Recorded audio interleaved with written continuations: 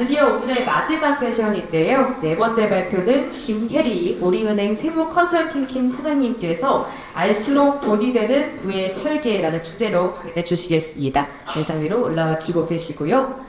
김혜리 차장님은 16년간 국세청에서 근무하신 뒤 신한투자증권을 거쳐서 현재 우리은행 WM 영업전략부에서 근무하고 계십니다. 또한 KBS 등 방송 출연 및 여러가지 채널 안에서 국세 언니로 활동하시면서 대중에게 쉽고 정확한 세금 지식을 전달하고 계십니다. 역시나 뜨거운 박수로 맞이해 주시죠. 네, 안녕하세요. 인사드리겠습니다. 국세 언니 김혜리입니다. 자, 사실 이 앞에서 증권, 부동산, 가상자산 너무 저도 막 사진 찍으면서 열심히 들었거든요. 가장 중요한 세금이 이 모든 투자 이익을 회수할 수가 있어요. 그래서 세금이 마지막에 있는 게 맞습니다. 앞에서 우리가 투자액을 막 늘린 다음에 결국에는 세금으로 내면 안 되기 때문에 이 세금은 각 가정마다 설계도가 다 필요하거든요. 자, 저희 인사를 다시 드리면요. 제가 국세 언니라고 소개를 드렸는데 그 이유가 저는 국세청에서 16년간 근무를 하고 22년도에 이제 퇴직을 했으니까 3년 차 됐습니다. 그리고 그 중에서 국세청 중에서도 조사국, 혹시 조사국에서 연락 받아본 적 계신가요? 조사국. 예, 조사국이 제가 퇴직하기 직전에 5년간 조사 3국이라고 해서 상속증여, 양도소득세를 조사하는 곳이 이제 각 지방청 조사국에서도 조사를 하고요. 또 조사 1국에 또 있었는데 법인조사라고 해서 법인에 정기적으로 나가서 하는 조사를 10년간 했습니다. 따라서 제가 국세청에서 오래 있었기 때문에 그 국세 언니라는 표현을 썼고요.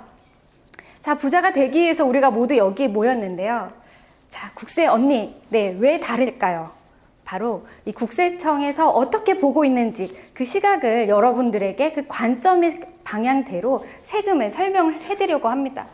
자, 여기서 말씀드린 것처럼 지금 상속증여 오늘 주제인데요. 부를 이루는 가장 큰 방법이 앞에서도 말했던 주식 투자, 그렇죠? 금융소득이 있고 부동산 투자가 있고 사업소득이 있습니다. 하지만 부자들은 60%가 상속증여를 받는다고 해요. 우리 집은 증여받을 게 없는데 이러신 분들은 자산을 많이 늘려서 앞에서 말씀하신 것처럼 증권, 부동산, 가상자산으로 투자해서 다 쓰고 죽을 수가 없습니다. 바로 자녀에게 물려주는 증여를 하실 수 있는 거죠.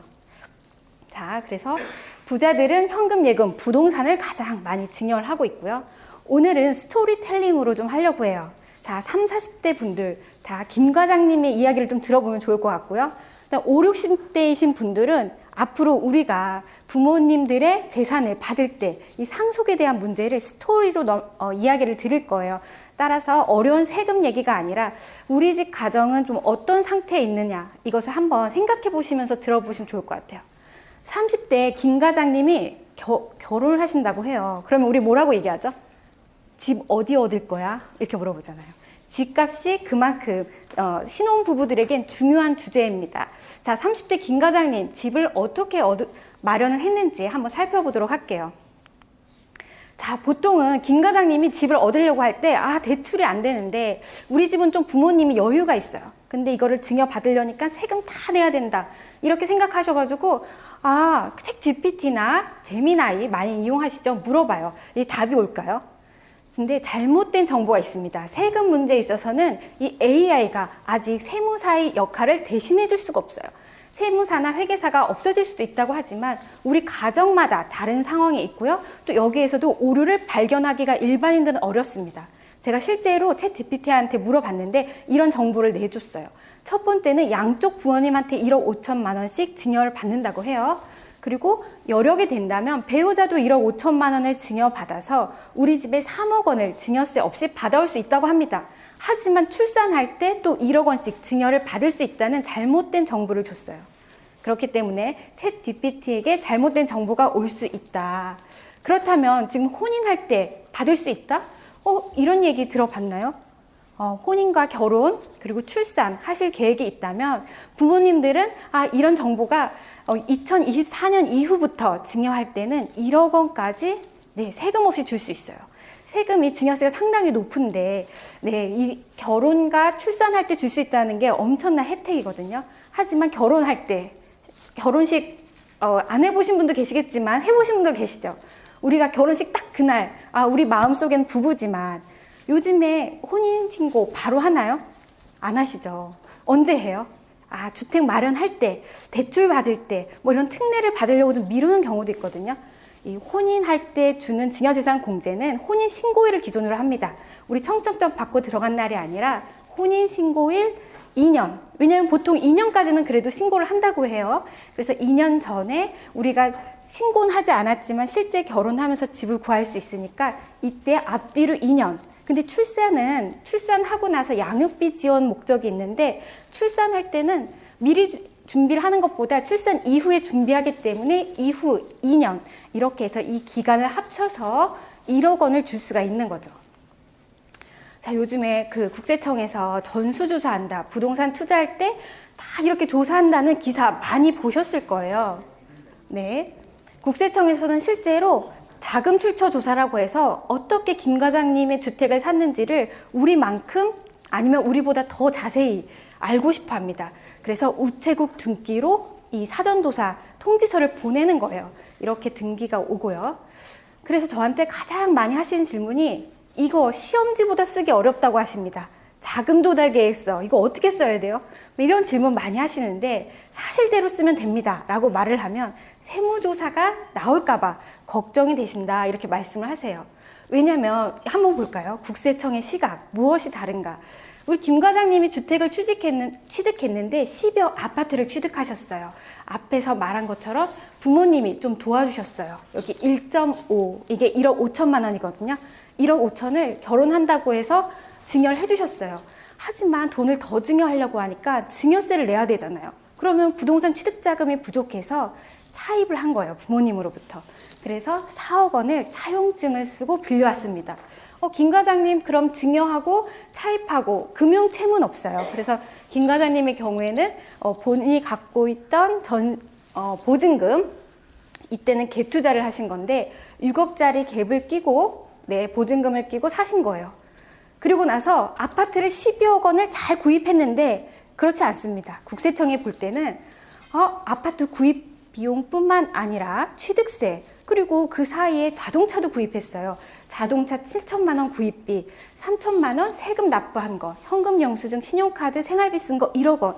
이 모든 것에 대한 자금 원천을 요구합니다. 실제 조사를 하게 되면 국세청에서는 따라서 김 과장님은 나 자금 조달 계획서 잘 써가지고 부모님 차용증 잘 쓰고 증여세 1억 5천만 원까지 신고도 잘했는데 국세청에서는 이만큼이나 부족하다 그래요. 신용카드 취득세 낸 거 다 포함해서 2억뿐만 아니라 부모님한테 차입한 4억까지도 증여 혐의가 있다고 보고 6억이 부족하다고 하기 때문에 국세 언니가 말씀드리는 것은 이 차입금에 대한 소명을 잘 해야 된다. 그리고 부동산 취득자금 12억뿐만 아니라 이 2억에 대한 준비도 하셔야 된다. 그렇게 김 과장님에게 컨설팅을 해드리는 거죠. 자, 5, 60대 우리 김 부장님은 어떤 일이 있었을까요? 김 부장님은 집이 있어요. 하지만 10명 중 1명이 지금 상속세라는 폭탄 아니면은 태풍을 맞이합니다. 태풍과 폭탄은 우리가 준비를 하지 않아도 갑자기 터지거나 태풍의 경우에는 갑자기 몰아닥치면 재산이 다 풍비박산이 나거든요. 김 부장님은 어떤 컨설팅을 받아야 하는지 볼게요.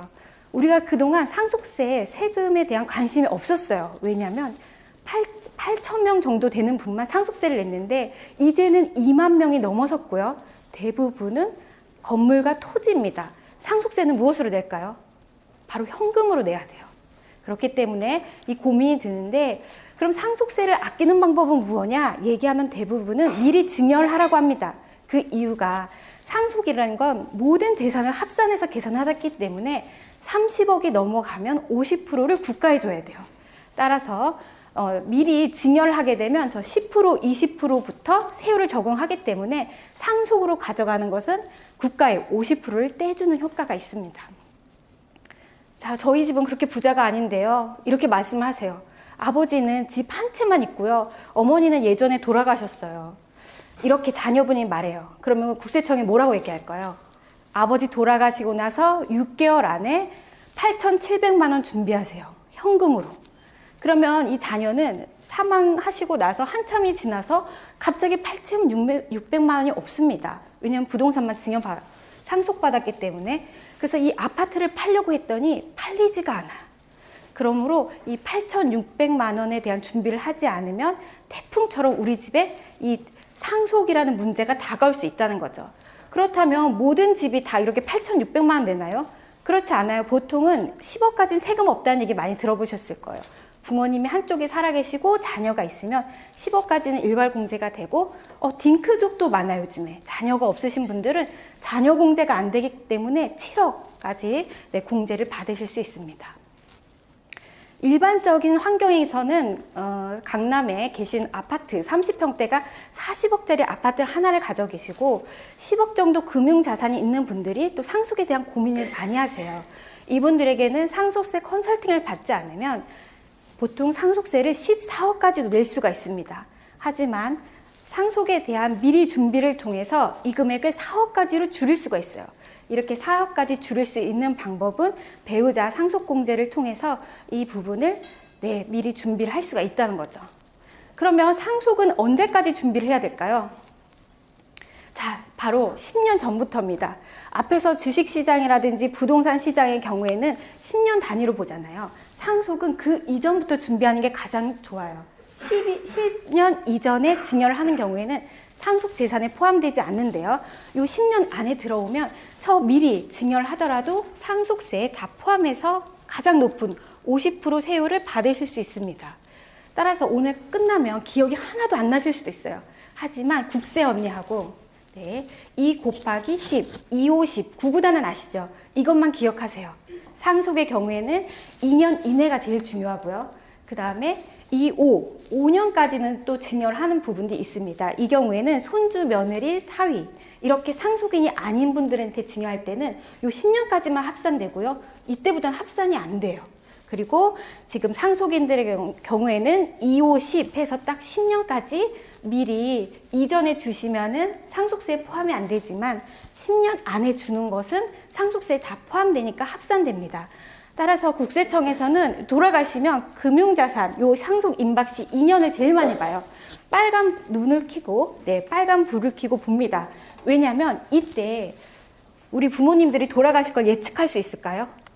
2년 안에는 좀 예측이 가능해요. 부모님 많이 편찮으시거나 이런 경우에는 현금을 막 빼시는 분들이 있어요. 상속세 무섭다고.